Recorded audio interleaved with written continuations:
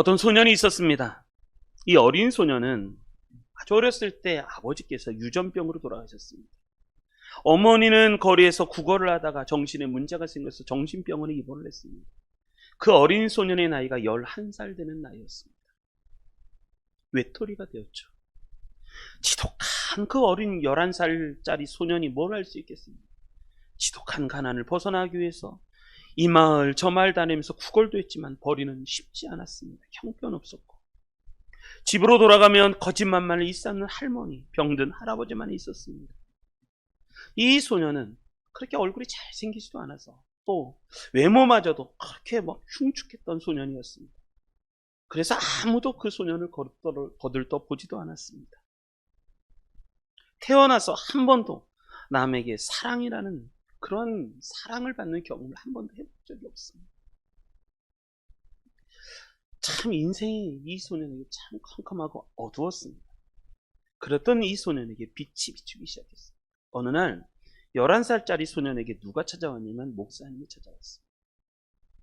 목사님이 찾아오셔서 이 소년에게 관심과 사랑을 보여주기 시작을 했습니다. 그리고 이 소년에게 목사님이 소설책을 빌려주었습니다. 이 책 한번 읽어보지 않겠니? 그래서 이 소년은 11살 나이에 무슨 책을 읽으면 셰익스피어, 괴테 이런 문학 작품을 읽기 시작을 했습니다. 그리고 이 소년이 그 책을 읽으면서 자기도 글을 써야 되겠다라는 생각이 들었습니다. 자신의 비참한 현실을 벗어날 수 있는 매개차로 이 이야기를 쓰는 그러한 일을 시작을 합니다. 이 소년이 나중에 쓴 책이 뭐냐면 못생긴 오리가 사실은 백조였다라는 그 미운 오리 새끼를 쓰기 시작합니다. 이 소년이 그 책을 씁니다. 거리에서 구걸을 하다 천국에 간 가여운 소녀, 왕자와 이룰 수 없는 사랑에 빠진 인어공주, 성냥팔이 소녀, 5개의 완두콩, 이런 책을 쓴 이 사람이 누군지 아십니까? 안자로 시작합니다. 4글자 사람입니다. 안데르센이라는 사람. 안데르센. 이 안데르센의 작품을 이렇게 읽어보면 다 뭐냐면 자기 인생의 비참한 상황, 현실, 비참한 현실을 이야기로 다 풀어 설명합니다. 미운 오리 새끼도 그 미운 오리 새끼가 누구냐면 자기라는 거예요. 자기가 그렇게 구박을 받고 살거든요. 11살에 아버지를 잃고 어머니는 정신병원에 입원했고 할머니는 정신이 없으시고 할아버지는 몸이 아프시고 자기가 혼자 살아가야 되는데 어떻게 살아가야 돼요? 11살짜리는 살아가기 힘든 세상이죠. 그러한 비참한 속에서 자기가 백주였다는 걸 깨닫는 이게 다 하나님의 은혜고 사랑이라는 것을 그 안에 하나님의 은혜고 사랑, 목사님을 만나서 그런 소망을 갖게 됐다는 이야기입니다. 그러면서 생전에 나중에 이제 훌륭한 작가가 되어서 인정을 받는 작가가 되는데 다음과 같은 이야기를 안데르센이 남깁니다. 안데르센은 11살 나이에 이 세상이 너무 어둡다, 너무 불공평하다, 너무 이 세상은 나쁘다 이런 얘기를 쓰는 게 아니라 이 이야기를 이렇게 씁니다. 내 머리 위에는 안데르센 이야기입니다. 내 머리 위에는 수많은 행운의 별이 빛납니다. 11살 나이에 그런 삶을 살면요 사람이 부정적이 되고 그리고 좌절 낙심을 합니다. 그런데 이 소년이 깨달은 건 뭐냐면 내 머리 위에는 수많은 행운의 별이 있다는 거예요. 나의 모든 약점과 가난은 더할 수 없는 기쁨이 된다라고 말을 합니다. 나는 하나님과 모든 사람에게 진심으로 사랑과 감사를 전하고 싶다. 이게 안데르센 이야기입니다. 여러분, 이게 신앙입니다. 누구든지 소망이 없는 사람은 하나님을 만나면 소망이 있는 사람입니다. 누구든지 좌절을 겪은 사람은 하나님을 만나면 용기 있는 사람으로 변하고 누구든지 하나님을 만나면 길이 안 보이던 사람이 길을 찾게 돼요. 그게 하나님의 은혜라는 겁니다. 안데르센이 이러한 삶을 살았다. 그래서 그의 소설을 보면 현실이 아무리 어둡고 힘들고 고난이 있다고 하더라도 우리 위에는 하나님이시는 행운의 별이 위에 눈을 들어서 하늘만 쳐다보면 그 행운의 별이 수없이 많이 떠 있다는 거예요. 그래서 그 하나하나를 잡고서 글을 쓰기 시작해서 안데르센은 동화집을 만들어냈습니다. 여러분, 하나님이 어떤 분이신지 아십니까? 예레미야는 이렇게 얘기합니다. 여호와의 말씀이니라 너희를 향한 나의 생각을 내가 아나니 너희를 향한 나의 생각, 우리를 향한 나의 생각이 무엇인지 아십니까? 하나님이 이렇게 말씀합니다. 그것은 평안이요 재앙이 아닙니다. 너희에게 미래와 희망을 주는 것입니다. 하나님은 우리에게 재앙 이런 것을 주는 게 아니라 하나님은 우리에게 평안, 희망 이런 걸 주시기 원하시는 분이 우리 하나님이시라는 거죠. 그래서 12절 너희가 내게 부르짖으면 내게 와서 기도하면 내가 너희의 기도를 들을 것이요 너희가 온 마음으로 나를 구하면 나를 찾을 것이요 나를 만나리라. 이것은 여호와의 말씀이니라. 아멘. 우리 하나님을 한마디로 얘기하면 어떤 분이실까? 우리 하나님은요 축복을 주시는 하나님이시다. 축복을 주시는 하나님이시다. 때로는 환경이 어렵고 힘들고 길이 보이지 않는다고 하다 낭망하지 마십시오. 나는 몰라도 우리 하나님은 다 알고 계십니다. 자, 오늘의 말씀은 그것입니다. 하나님이 주시는 축복을 경험하려면 어떻게 될 것인가라는 하나님이 주시는 축복을 경험하려면. 자, 우리 첫 번째 22절 말씀을 읽겠습니다. 22절 읽겠습니다. 시작. 모세가 홍해에서 이스라엘을 인도하매 그들이 나와서 수르 광야로 들어가서 거기서 사흘 길을 걸었으나 물을 얻지 못하고. 아멘. 오늘 말씀 마라의 씀물 이야기입니다. 마라의 씀물. 이 마라의 씀물은 무슨 사건 바로 다음에 나오냐면 홍해 도화 사건 다음에 일어나는 거죠. 하나님이 어떤 분이신가? 하나님은요 홍해를 가르시는 분이시라. 하나님은 홍해를 가르시고 대적을 다 물에다가 수장시키시고, 그리고 우리로 하여금 저 애굽의 노예가 아니라 이제는 자유인이다.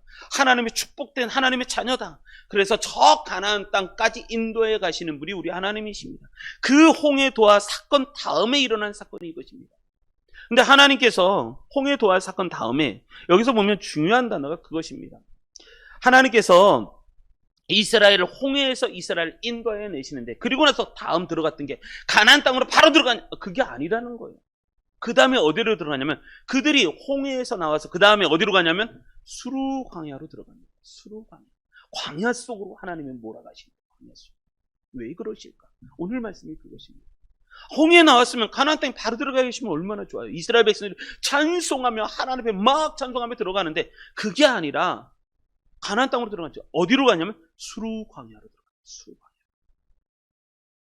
그런데 거기에 들어가서 거기를 며칠을 걸어가냐면 사흘 길을 갑니다. 3일을 걸어갑니다. 사흘 길을 걸어간다는 거죠. 낮에는 구름 기둥, 밤에는 불 기둥, 뜨거움과 추운 광야의 이 삶을 하나님께서 다 인도해 가시는데, 첫째 날 홍해에서 나왔습니다. 첫째 날 하나님의 그 놀라운 기적을 체험하고, 홍해의 기적을 체험하고 감격으로 하나님을 찬송하며 첫째 날, 우와 하나님은 놀라우신 분이시다. 말 탄 자들을 다 불에 수장시키셨다. 그렇게 찬송하면서 광야를 걸어갑니다. 그런데 광야를 걸어가는데 하루가 지나도 광야가 끝이 나지 않는 거예요. 둘째 날 여전히 걸어가고 있는데 둘째 날도 광야의 길이에요. 셋째 날이 이제 뭐까지 떨어지냐면 사흘 길을 걸어가는데 드디어 셋째 날 되니까 뭐가 떨어지냐? 물이 떨어지기 시작했다. 마실 물을 다 떨어지기 시작했다. 홍해에서부터 마라까지의 거리는 지질학자들이 뭐라고 했냐면 거리가 그렇게 멀지 않아요. 53km 정도밖에 떨어지지 않은 거예요. 불과 얼마 되지 않아요. 근데 그 길을 하나님은 3일을 걸어가게 하십니다. 3일을 걸어가다 보니까 마실 물이 다 떨어졌다는 거죠. 왜 이럴까? 여기에 굉장히 큰 메시지가 있습니다. 하나님은요, 우리가 축복의 사람이 되려면 뭐부터 해야 되는 거냐면 첫 번째가 겁니다. 내 안에 내가 마시고 내가 의지하고 내 생명수 같은 물이 떨어지고, 거기부터 시작하는 거. 이 물의 의미는 그런 겁니다. 이런 거죠. 물은 내가 애굽에서 살아서 애굽에서 젖었던 세상 문화, 그게 물이 의미하는 겁니다.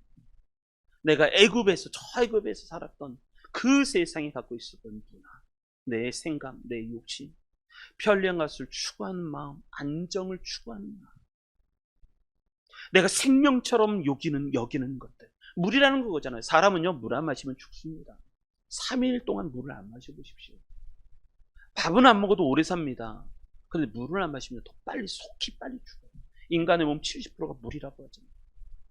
매일같이 우리는요 2리터 이상의 물을 마셔야 되는 존재입니다. 물을 안 마시면 사람이 마르기 시작합니다. 은혜도 마찬가지예요. 하나님을 성령을 생수라고 말하잖아요. 생수. 물을 안 마시면 성령의 은혜를 안 받으면 사람이 영혼이 마르기 시작해요. 이 물이라고 하는 게 그거예요. 하나님은 3일 겨우 50km밖에 53km, 55km밖에 안 되는데 그 길을 3일을 걸어가게 하시면서 첫 번째 하시는 게 뭐냐면 물이 떨어지게 만드십니다. 떨어지게. 여러분 이 말씀이 뭐냐면 이런 거예요. 내 힘을 빼야 돼요. 하나님 은혜의 축복을 받으려면 첫 번째 해야 되는 거 뭐냐면 내 힘을 뺄 줄 알아요. 우리는 여전히 예수님을 믿으면서 내 힘이 너무 강해요. 하나님의 생각, 하나님의 뜻, 하나님의 인도하심보다 내 힘이 너무 강해서 하나님을 자꾸 대적하려고 그래요. 하나님이 인도하시는 길은 이쪽인데 자꾸 나는 이쪽으로 가고 싶은 거예요. 자꾸. 그래서 하나님은 뭘 하시느냐 하면 3일 동안 그 짧은 거리인데도 3일을 걸어가게 하시면서 뭘 하냐면 물부터 떨어져요. 내가 의지했던 거. 내가 안락하게 붙잡고 있었던 거. 내게 세상이 주는 희망 같은 거. 문화, 세상의 문화, 이거 젖은 것들, 이것부터 다 빼게 하시는 거예요. 근데 주일 예배는 무슨 시간이냐? 주일 예배는요, 딱 한마디로 얘기하면 내 힘을 빼는 시간. 내 힘을 빼고 내 안에 하나님의 은혜로 채우는 시간이 주일 예배입니다. 내 힘을 빼시기를 바랍니다. 이렇게 한번 어깨 한번 이렇게 힘을 빼십시오. 힘을 빼시기 바랍니다. 아니, 지금 이 컵도요, 이 안에 물이 담겨 있으면 새 물을 못 받아요. 이 물이 다 빠져야지 이 안에 하나님이 주는 새 물이 채워지고 있어요. 인간의 마음도 그래요. 내 안에 내가 붙잡고 있는 게 아직도 많아요. 하나님 외에 내가 붙잡고 희망이 되는 게 너무너무 많아요. 그래서 하나님이 소망이 되시지 않는 거예요, 나에게. 왜냐하면 하나님 외에도 내가 의지할 거 돈을 의지하고 사람을 의지하고 아니 힘들면 뭐부터 시작하냐면 기도하는 거 하나님부터 붙잡는 게 아니라 전화해갖고 나 힘들어 죽겠어 이거부터 시작한다니까요. 아직도 내가 의지하는 게 너무너무 많아요. 그러지 마라. 그래서 뭐부터 시작하냐면 내 힘을 빼라. 내 힘을 빼라. 하나님이 이 광야로 인도하시는 건 하나님의 뜻이었습니다. 거기는 의미가 있고 의도가 있으신 거예요. 왜 광야로 인도하실까? 내 속에 있는 것이 다 떨어지고 하나님의 은혜로 채우기 위해서 하나님의 광야로 인도하신다는 거예요. 이게 첫 번째입니다.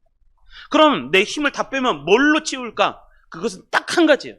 하나님이 우리에게 원하시는 건 다른 거 아니에요. 돈 많아갖고 뭐 헌금 많아갖고 내가 헌신 갚은 그거는요. 하나님이 아무 것이나 다 할 수 있으신 분이에요. 하나님이 진짜 우리에게 원하시는 건 딱 한 가지예요. 믿음. 철저하게 하나님을 의지하는. 그것부터 시작해요. 내 힘을 빼고 하나님을 믿는 믿음부터 시작. 하나님 딱 한 가지를 보시고 딱 한 가지를 준비시키는데 그건 뭐냐면 믿음. 너 나 믿는. 그래서 믿음은 뭐냐? 문입니다. 문. 축복의 문을 여는 문. 그 문 같은 게 믿음이에요. 믿음. 일반적으로도 마찬가지입니다. 왜 믿음 하는가? 아니 사람이 살아가는 모든 관계의 기본적인 원리는 뭐냐면 믿음이라. 믿음. 여러분 연인도 사랑이 먼저가 아니라 믿음이 먼저예요. 내가 암만 사랑해도 믿지 못한다. 그럼 끝이에요. 그 사랑은 얼마나 가겠어요. 알고 봤더니 이런 나쁜 놈이 있을 수가 있는 그런 거예요. 부부관계도 뭐가 뭔지 아십니까? 믿음이에요. 믿음. 이해해주는 믿음. 신뢰할 수 있는 믿음. 부모와 자식과의 관계도 뭔지 아십니까? 믿음의 관계입니다. 세상이 살아가고 있는 모든 것, 사회에 나갔을 때도 내가 일하는 데도 월급 안 줘봐요. 내가 일을 하면 월급을 준다는 믿음이 그 안에 있는 거란 말이에요. 또 회사에서 직원을 채용하면 이 직원이 나를 위해서 이 회사를 위해서 열심히 해주겠다는 그 믿음, 근본적인 모든 사람이 살아가는 기본적인 원리는 믿음인 거예요. 믿음. 그런데 하나님과 우리와의 관계에서도 가장 필요한 게 뭐냐면 믿음이에요. 믿음. 신뢰. 하나님을 믿고 있느냐라는 거예요. 지금 이 수르광야에 와서 3일 길을 걸어서 물이 떨어졌어요. 그 안에 믿음, 넌 그래도 나를 믿고 있는 믿음이 있느냐라는 거예요. 성경에서는 이 믿음, 이게 문이에요. 그 문을 열려면 이 믿음이 있어야 됩니다. 믿음. 여러분, 하나님이 누구신지 우리가 잘 몰라요. 왜? 경험이 없어요. 하나님 얼마나 놀라우시고 얼마나 능력이 있으신 분인지 우리 체험이 없기 때문에. 그런데 지금 수르광야로 이 이스라엘 백성들을 보내는 이유는 너희들이 아직 체험을 덜 했다는 거예요. 홍해도와 10가지 재앙, 홍해도와 이것 아직도 비교가 안 된다는 거예요. 아직 너에게 체험할 것입니다. 그래서 광야로 보냅니다. 물이 떨어집니다. 니들이 의지하는 거 다 떨어져요. 떨어져야 내가 얼마나 놀라운 건지 그걸 그 체험을 해보고 싶어요. 그래서 성경이 얘기합니다. 시편 146편. 이 말씀들이 너무너무 은혜가 되는 거예요.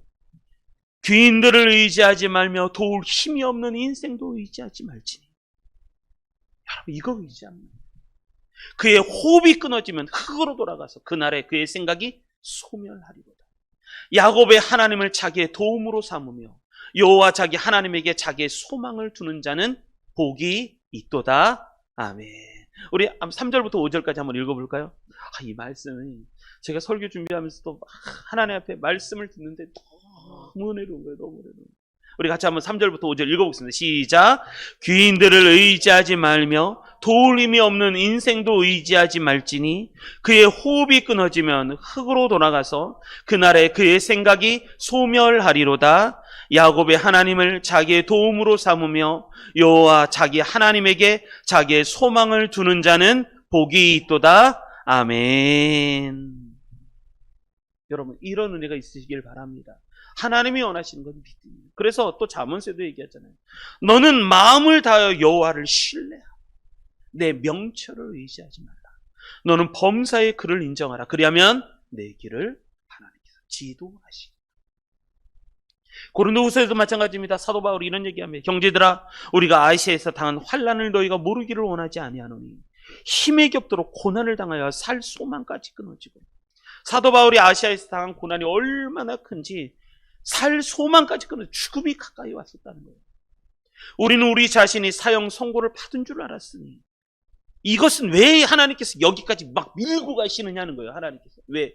우리는 사형 선고 받은 것처럼 죽음이 경각에 딱 달리겠는데 왜 거기까지 왜까지 몰고 가셨느냐? 그 다음 말씀을 주는 이는 우리로 자기를 의지하지 말고 오직 죽은 자를 다시 살리시는 하나님만 의지하게 하실지라. 그러기 위해서 하시는 거예요. 우리가 우리 자신을 의지하지 말고 왜 자꾸 나를 이 죽음의 벼랑 끝에 계속 세우는가? 하나님께서 왜 자꾸 밀어붙이시는가? 그건 나 의지하지 말고 나 자신을 의지하지 말고 오직 죽은 자를 다시 살리시는 하나님만 의지하게 하십니다. 하나님만 의지하게.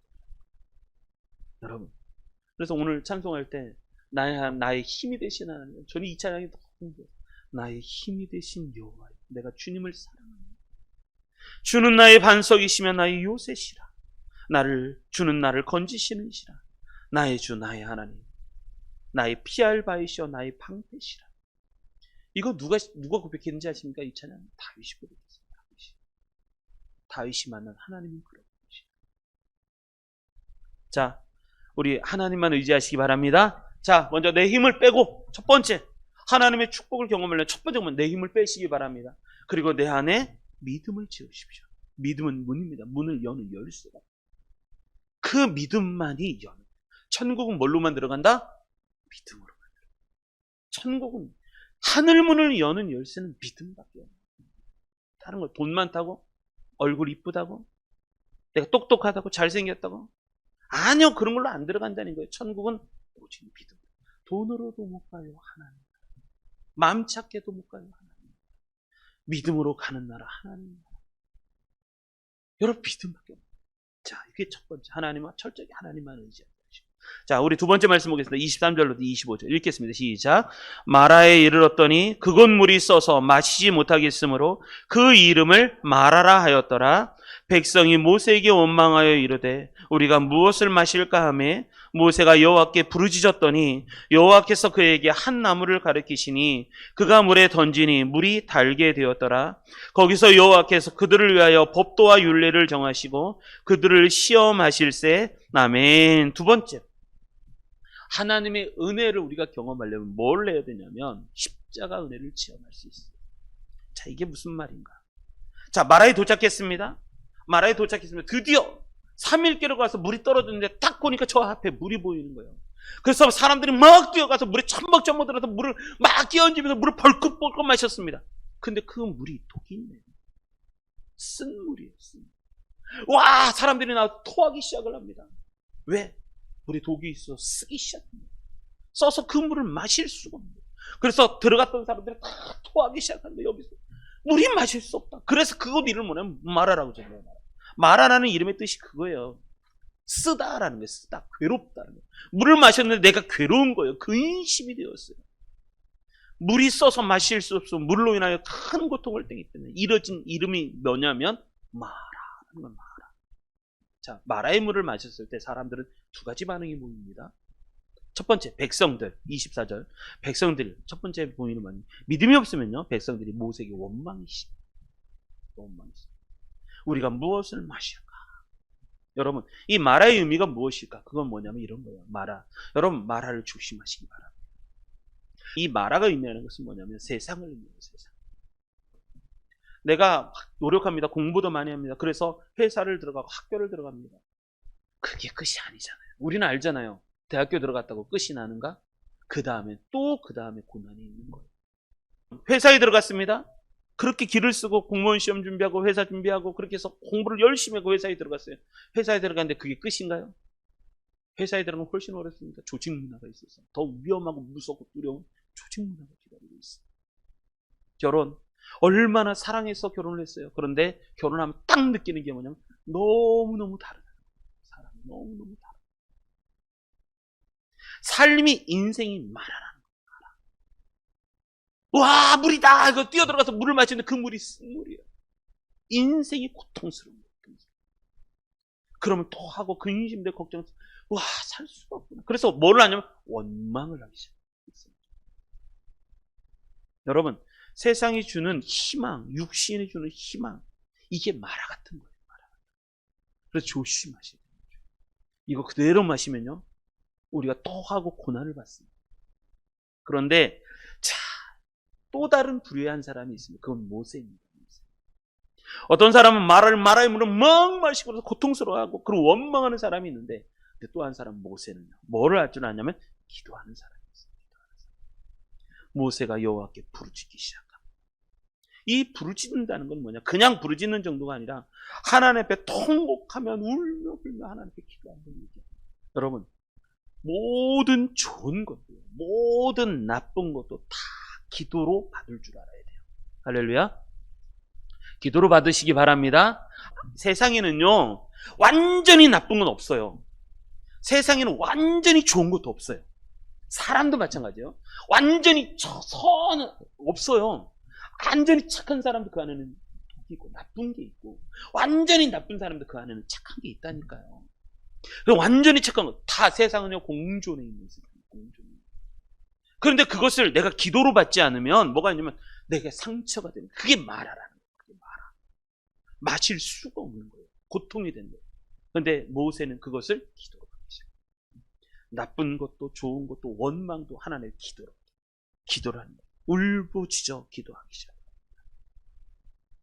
그런데 이 기도를 할 때 뭐가 열리냐면 귀가 열리고 눈이 열리기 시작합니다. 자, 모세가 하나님께 부르짖었습니다. 그랬더니 여호와께서 나타나셔서 말씀하시기 시작합니다. 그리고 눈에 보이기 시작합니다. 그 다음 말씀이 중요합니다. 모세가 여호와께 부르짖었더니 여호와께서 그에게 한 나무를 가르치시니 그가 그 나무를 물에 던지니 물이 달게 되었더라는 거예요. 이게 하나님이 보여주고 싶으신 두 번째 기적.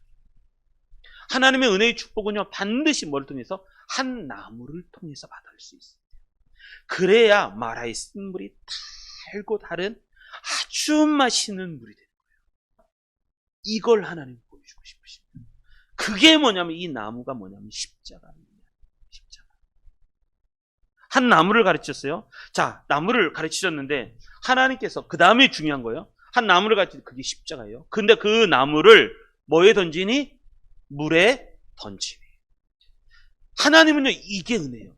하나님의 그 나무를 어디에 던지니? 물에 던져서 물에 잠기게 만들어야 돼요. 우리의 삶과 환경 속에 뭐가 들어오냐면 예수 그리스도의 십자가의 은혜가 잠겨야 돼요. 그래야지 그 쓴 마라의 쓴 물이 달고 다른 달콤한 생명수 같은 물로 변화가 돼요. 여러분, 이게 십자가의 능력이에요. 이 나무의 능력은 대단합니다. 세 가지가 있는데, 첫째가 뭐냐면 이런 거예요. 200만이나 되는 사람이 다 마실 수 있는 그 물 전체를 변화시키는 물이요, 이 나무였다는 거예요. 그 마라의 모든 그 쓴물, 200만이나 된 사람이 다 마실 수 있을 만큼 그 물, 쓴 물을 다 변화시키는 그 나무, 그게 이 나무의 능력이라는 거예요. 아주 빠른 시간에 신속하게 이 마라에 쓴 것을 다 변화시킨, 그게 하나님의 십자가의 능력입니다. 여러분, 십자가의 능력이 얼마나 큰지 어떤 누구나, 어느 누구나, 황인종, 흑인종, 백인종 할 것 없이 누구나, 우리나라뿐만 아니라 저 아프리카에 사는 사람이나 저 남미에 사는 사람이나 상관없이 모두에게 십자가의 은혜가 내 안에 적셔지기만 하면 내 안에 변화가 일어나서 하나님의 십자가의 이 쓴 물이 달콤한 다른 물로 변해간다는 거예요. 그런 은혜가 십자가의 능력입니다. 그리고 두 번째, 이 물이, 나무가 물에 던지니가 물에 스며드는 거예요. 스며들었더니 물이 변하기 시작한다. 성경 그런 말씀이 있습니다. 하늘의 밀, 내가 진실로 너에게 이르노니 하늘의 밀이 땅에 떨어져 죽지 아니하며 하늘 그대로 있고 죽으면 많은 열매를 맺느니라. 이건 뭐냐면 십자가, 이 나무가 물에 빠져서 그 안에 죽는 거예요. 그래서 녹아지면서 이게 다 변하는 거예요. 이게 하늘의 밀 아니에요. 소금, 여러분, 소금이 맛을 내려면 어떻게 합니까? 소금이 그대로 남아있어요, 물에. 그럼 맛을 못 내요. 그 물을 변화시키지 못해요. 소금이 녹아지는 거예요. 녹아져야 그 물이 짠맛을 내요. 맛을 내기 시작해요. 누룩도 마찬가지죠. 누룩도 밀가루에 녹아들어야 빵이 맛있게 변화될 수 있는, 부풀어 오르는 맛있는 빵이 되는 거예요. 십자가의 은혜가 그거예요. 하나님은요, 우리 주님의 십자가를 우리에게 보내주셔서 녹아들기만 해요. 내 삶에, 내 환경에, 내 가정에, 내 마음속에, 우리 조국 대한민국에, 전 세계 열방 가운데 십자가의 은혜가 쫙 녹아들어서 이 세상을 전체 변화시켜서 구원받는 그런 귀한 은혜를 주시는, 그게 하나님의 뜻이거든요. 잊지 맙시다. 주님의 십자가 아니면 구원받을 사람이 없습니다. 십자가 때문에 예수님이 하늘 보좌를 버리시고 이 땅에 내려오셔서 우리를 위해서 십자가에 달려 돌아가심으로 모든 믿는 사람이 구원을 받는 거예요. 그것 없으면 불가능합니다. 마라의 쓴물은요, 나무, 십자가가 탁 떨어질 때 단물이 되고. 그리고 또 한 가지, 이 세 번째 의미, 그건 뭐냐면 하나님이 누구신가? 치료하시는 하나님이심을 알고 싶으신 거예요. 자, 26절 말씀입니다. 26절에 보면 하나님이 이거 가르쳐 주고 싶으신 거예요. 이르시되 너희 하나님 나 여호와의 말을 들어 순종하고 내가 보기에 의를 행하며 내 계명에 귀를 기울이며 내 모든 규례를 지키면 내가 애굽 사람에게 내린 모든 질병을 하나도 너희에게 내리지 아니하리니 나는 너희를 치료하는 여호와이니라. 이게 여호와 라파잖아요. 여호와 라파. 한번 따라합니다. 여호와 라파. 다시 한번 여호와 라파. 이게 라파라는 거예요. 라파는 원어인데 이 히브리서 이 말씀에는 로페이카라고 합니다. 로페이카. 치료하다, 의사라는 뜻입니다. 의사, 치료자, 의사라는. 십자가의 은혜가 우리 가운데 들어오면, 만약에 몸이 병들었으면 십자가의 은혜가 오면 병이 낫고, 내 마음에 병이 들었으면 그 병든 마음이 고침을 받아서 깨끗한 단.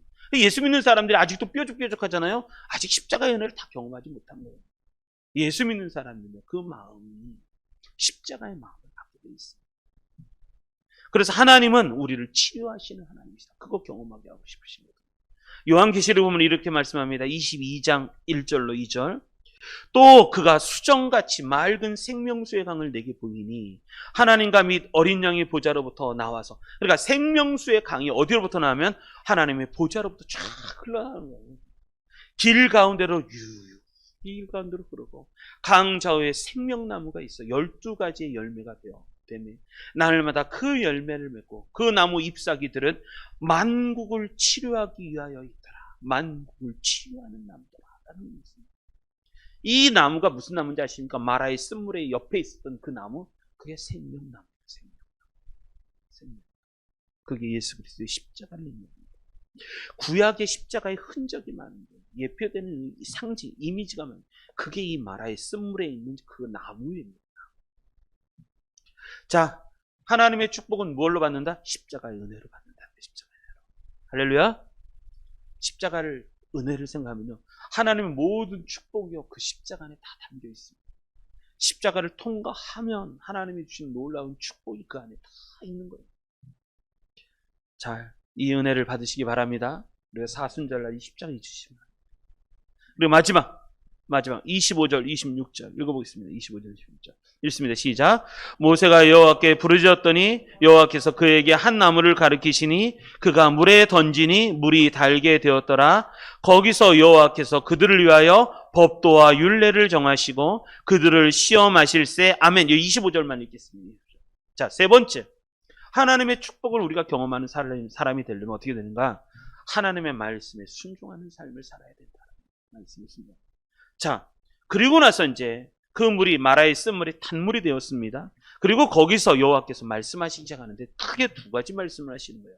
여호와께서 그들을 위하여 법도와 율례를 정하시고 그리고 그들을 시험하실세. 두 가지를 하시는데 첫 번째가 뭐냐면, 자, 바꿔서 설명합니다. 첫 번째가 뭐냐면 시험하시려고 하시는 거예요. 시험.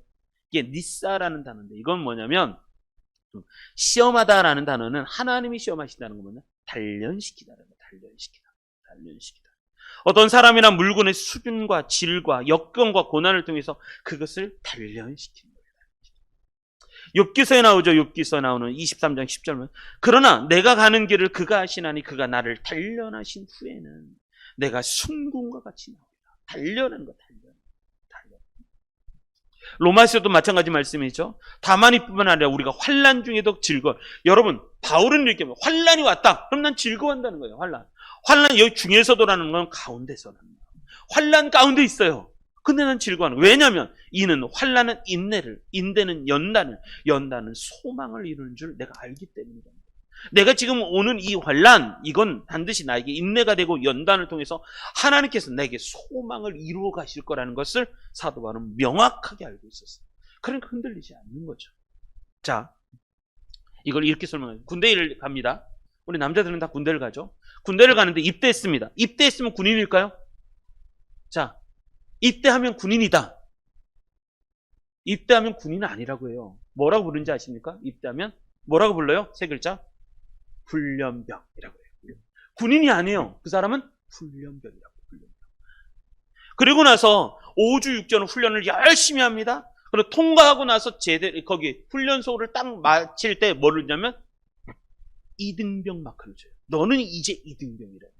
훈련병. 처음에 군대를 가면 아직은 훈련병이 군인 아니에요. 훈련병이고. 그리고 나서 딱 마치고 훈련기간을 하면 너는 이제 2등병이라는 등병. 그리고 자대 배치를 받죠. 자대 배치에 가서 거기서 또 훈련하고 또 이제 거기 군 생활하고 그 부대원들하고 같이 살면서 그리고 시간에 또 훈련을 받아서 또 실력이 쌓아지면 그 다음에 뭘 하냐면 짝대기 하나를 더 줘요. 2등, 1병이라고 해요. 1병.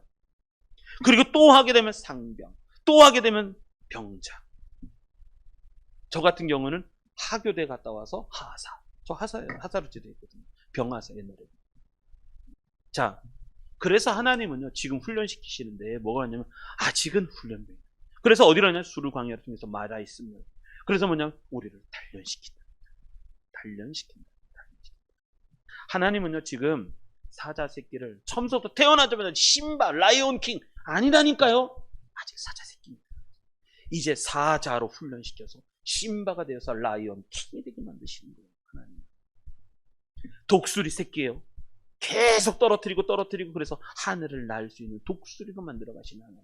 그게 지금 이 수르광에서 일어나는 마라의 쓴물의 의도예요. 하나님의 의도. 새끼. 그리고 두 번째가 뭐냐면 그리고 나서 두 번째가 뭐냐면 자, 거기서 여호와께서 그들을 위하여 뭐를 준비하셨다? 법도와 율례를 준비하셨어요. 법도.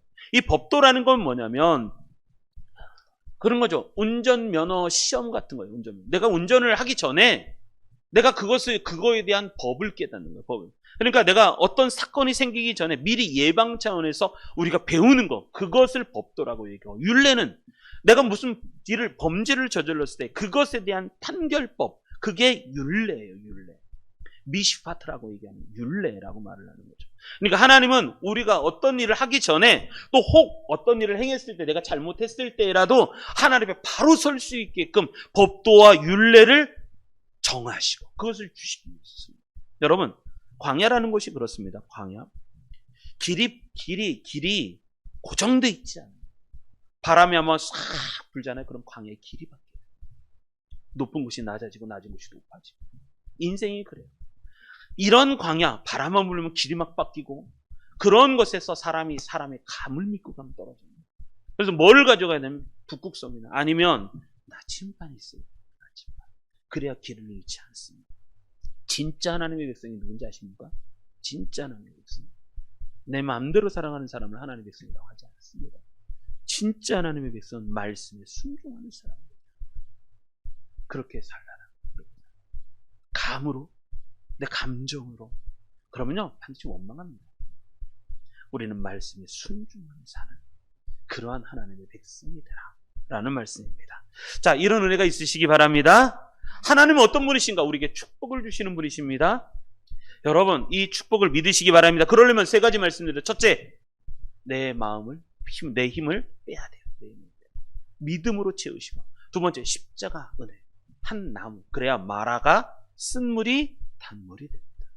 십자가 은혜로 경험을 해야 되고. 세 번째, 말씀에 순종함을 갖고 살아야 된다라고 말씀드립니다. 그런데 중요한 거 27절 읽어보겠습니다. 27절 읽습니다. 시작.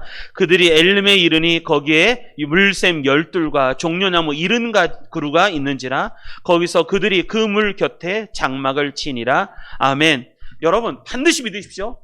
마라의 쓴물이 지나면 뭐가 찾아온다? 엘림이 찾아오고 있다. 그런데 재밌는 건 마라와 엘림과의 거리예요. 홍해와 마라와의 거리가 55km가 친다면 마라와 엘림과의 거리는 10km밖에 안 돼요. 걸으면 얼마 걷지도 않아요. 지금 하나님은 엘림을 준비해 놓고 계셨어요. 엘림. 그 엘림은요, 뜻이 뭐냐면 큰 나무, 능력 있는 자라는 뜻이에요. 엘림이라는 큰 오아시스, 이 거대한 오아시스, 우기 때가 되면 골짜기에 시냇물이 넘쳐 흐르고 비교적 비가 자주 왔고 그래서 개울과 샘이 많은 오아시스였었어요. 숲이 무성하고 비옥한 토지로 인해서 여러 가지 종류의 과일이 풍성한 곳, 크고 맑고 시원한 물샘이 곳곳에 있어서 200명이 먹고도 마시고도 충분한 곳, 그것이 엘림. 하나님 그 엘림을 준비해 놓고 계셨어요. 근데 그 엘림을 가기 전에 뭐냐? 마라라는 곳을 통과해야 된다는 거예요. 하나님 엘림을 준비해 놓고 계셨다는 거예요. 그 엘림, 거기에는 뭐냐면 물샘 12개가 있어요. 샘이 있는 샘이 12개, 12지파잖아요. 그 12지파마다 샘 하나씩 먹고 마실 수 있게끔 하나님은 벌써 12개의 샘을 준비해 놓고 계셨고 70그루의 종려나무, 이건 뭐냐면 지도자가 70명의 장로예요. 70명의 장로가 거기에서 다 쉴 수 있게끔 70그루의 종려나무까지 준비를 다 해놓은 하나님께서 진짜 맞춤형 오아시스, 그게 엘림이에요. 엘림. 그걸 준비해 놓고 계셨다. 불신앙이 위험합니다. 불신앙은 하나님을 믿지 못하잖아요.